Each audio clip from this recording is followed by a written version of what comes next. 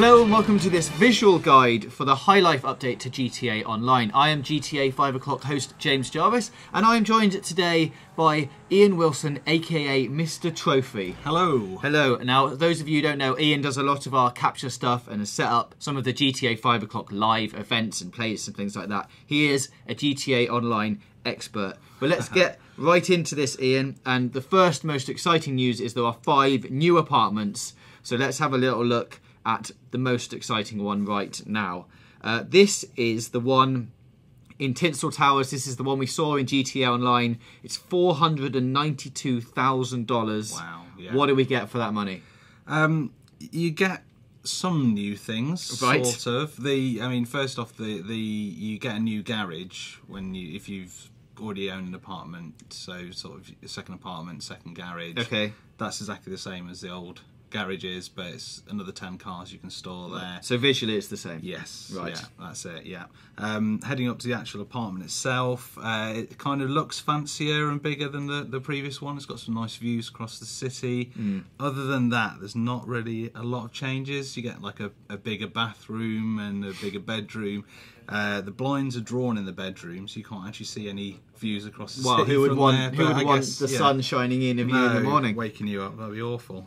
But other than that, it's got all the same sort of features as the previous one. You've got your telescope, your TV, you've got your various drinks and things scattered around the place. So it looks fancier, but there's not really any new features as yet. Right, and this one's all on one level as well, as opposed to the old ones which were on like 3 levels. Yeah, yeah. And this is the one that we can see in the GTA Online trailer. So if you want to have a bit of nostalgia, I guess. Well, exactly. Yeah, that was where it all sort of started, wasn't it? Yeah. So that's the Eclipse Towers one. We think is the best out of the 5. There is a more expensive one, which is $500,000. Wowzers. But the view there is not quite as good. It looks out onto the hills, and you don't get to see as much of the city. Yeah. Essentially, in all of these new 5 apartments, all you're really paying for is the view, because the interior is exactly the same. Yeah.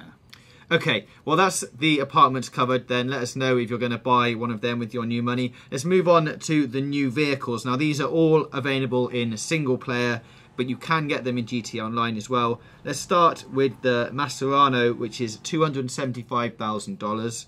Good purchase? It's all right. Yeah, it's a sports car. It's pretty fast. Looks quite fancy. I mean, it's not like a huge sort of standout vehicle or anything, but yeah, it's pretty cool. You also get the Enos Huntley S, which we can buy for $195,000, which is a bit more of an SUV. Yeah, sort of SUV, sort of quite a chunky vehicle, but yeah, again, it sort of does the job. Nothing particularly stand out about that one.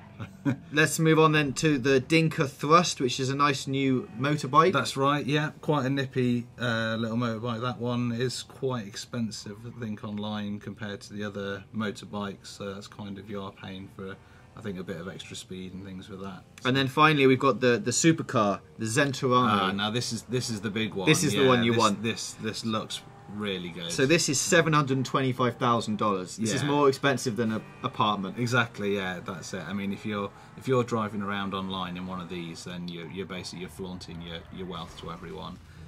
But it's fast. It looks good. It's really going to turn heads. Nice. Okay, and I guess these are all upgradable in the mod shop. For exactly. Jobs, yeah, all of that stuff. Yeah. So another couple of updates we get are suits, just for men. These no extra clothes for women, I don't think. Yeah, it's again, it's the same sort of setup. Going to Ponsonby's, head to the counter. You've got, I think there's 16 of each. You get an open or closed option, whether your jacket's open or closed. But yeah, that's all from there. One extra weapon we also got given in the Bullpup Rifle. You've used this. We've seen you shoot a few pieces with it. Yeah, it's just like another sort of fairly short rifle, but quite powerful still. Yeah. And then there's just a few minor tweaks. We've got the mental state, which we can see on the map here. Now this shows you how aggressive players are. Yeah, it's quite an interesting one, this. It's basically if you go around attacking people, causing damage to property, things like that, your mental health decreases, maybe. Rockstar describe it as having actions you take The actions you take have various effects on your mental state. For example, killing another player will turn your blip red faster than blowing up a car or taking out a random pedestrian. Maybe it's your mental state deteriorating as Yes, you cause this I guess mayhem. it would be. But yeah, basically it's as you do that, your blip turns from white through pink down to a dark red colour. Right.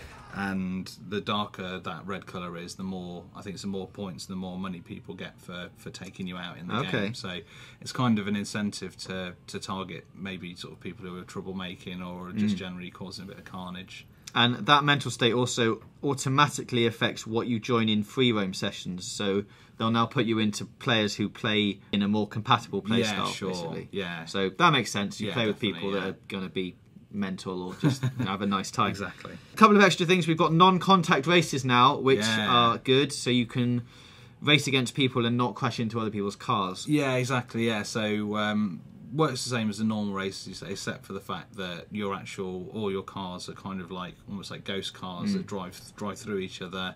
So there's going to be no ramming other people off the tracks or anything like that. You can still hit traffic though. Yeah, worth pointing that out, and trees. And yeah, everything else is still there. So just the other people that you can't hit. And finally then, just a couple of extra things. We've got the spawn locations you can now set to being in your apartment if you own two. Yeah, or your garage. Or your garage. As well. Or just a random place. Yeah. And then you've got a few new actions which Rockstar call player toasts and celebrations. Yeah, this is it. From the sort of interaction menu or the different ones you can select, there's a few new ones, sort of like jazz hands and slow claps, things like that. And also they've added a new option where if you double click both sticks in rather than just pressing and holding it, you get a separate action comes up as well. And some of those are pretty funny to watch, so it should be good to see people running around doing those as well. Brilliant, so that's a brief visual guide to the GTA Online High Life update. Let us know what you think about it in the comments below. And if you'd like a more in-depth look at some of the more... And if you'd like a more in-depth look at it, check out the GTA 5 o'clock show, which you can also see on our channel right now. Thanks for joining us, Ian. I hope to see you again soon. Hopefully so.